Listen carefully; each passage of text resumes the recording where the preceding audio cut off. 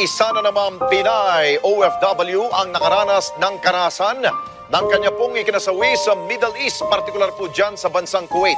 Binaltrato mano ang ating kababayang OFW at kung ano ang ginawa sa kanya, alamin natin sa live report ni Mean Covera. Mean, ano ang ano ang dahilan ng kanyang pagkamatay?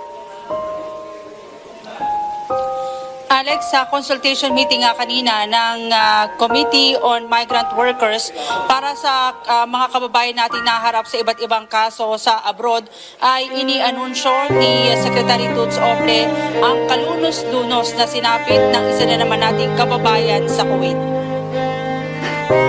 Isang overseas Filipino worker ang natagpo ang patay at sunog ang katawan sa disyerto sa Kuwait.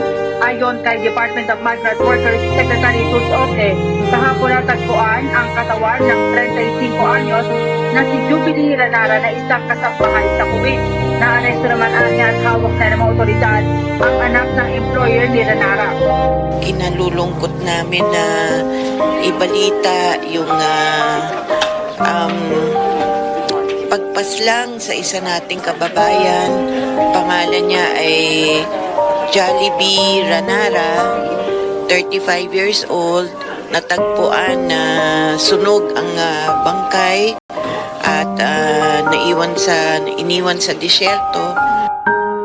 Sinabi ni Ople na pinuntahan niya kanina at nakausap ang pamilya nito. Kwentuan niya ng pamilya, huli nilang nakausap si Jubilee nitong Biyernes at isinumbong ang anak ng kanyang employer hinggil sa ginagawang pang-aabuso sa kanya. Ang sinusumbong niya yung anak na lalaki at yun daw ang malupit sa kanya. At yun naman ang nasa kamay na ngayon ng Kuwaiti Police. Tumanggi muna si Ople na magbigay ng iba pang detalye sa kaso dahil humingi ng privacy ang pamilya ng biktima. Pero sa isang post sa social media, humingi ng tulong ang pamilya ni Jubilee para makamit ang isa.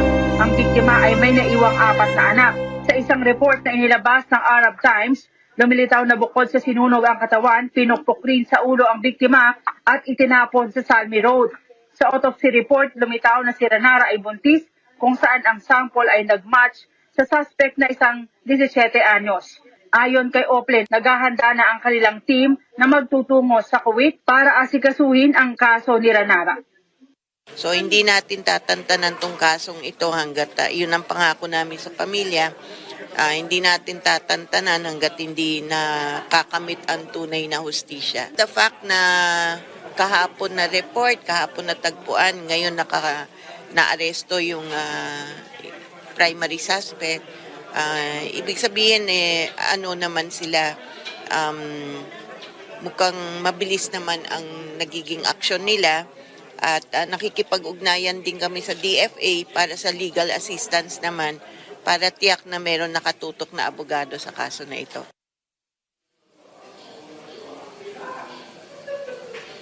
Alex, kinumpirma ni Secretary Ople na magpapadala na ang gobyerno ng abogado para maipursige ang kaso laban sa suspect. Pero ang problema, ito ay minor de edad, kaya isasangguni daw ito sa Kuwaiti government. Sa ngayon, sinabi ni Ople na inaasikaso naman ng kanilang departamento ang iba't ibang mga Pilipino na harap sa iba't ibang mga kaso sa abroad.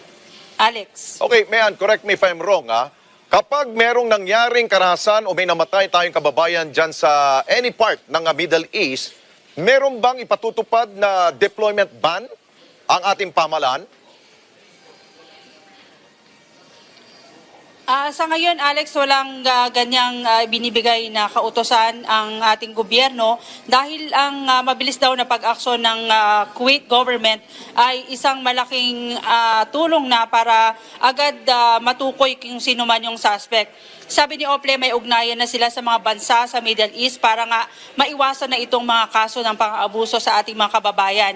Partikular na dyan yung tuwing yung hindi pinapakain yung ating mga kababayan tuwing panahon ng Ramadan, kung kailan merong fasting na nagaganap dun sa ating sa mga kababayan nating Muslim. Pero sabi niya, dapat magkaroon ng malinaw na patakaran hinggil dito dahil halos sa 24 oras na nagtatrabaho yung ating mga kababayan doon, lalo na yung gugulong at mga nagtatrabaho bilang mga kasambahay.